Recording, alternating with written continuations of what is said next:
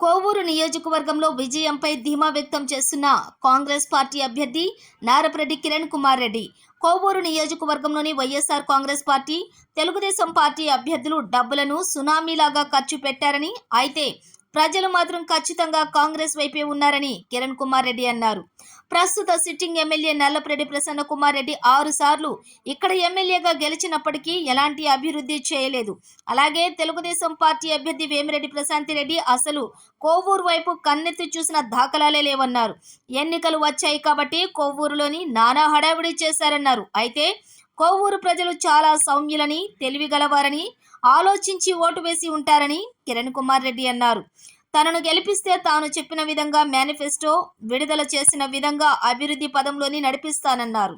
అయితే కిరణ్ కుమార్ రెడ్డి ప్రముఖ వ్యాపారవేత్త, విద్యావంతుడు, సౌమ్యుడు కాబట్టి కోవూరు ప్రజలు కిరణ్ కుమార్ రెడ్డి వైపే మొగ్గు చూపు ఉంటారని ఒక ప్రచారం జరుగుతోంది. ఏదేమైనా తొలిసారి ఎన్నికల్లో ఎమ్మెల్యే అభ్యర్థిగా పోటీ చేస్తున్న కిరణ్ కుమార్ రెడ్డికి కోవూరు ప్రజలు ప్రచారంలో ఎక్కడికి వెళ్లినా బ్రహ్మరథం పట్టారని చెప్పుకోవచ్చు.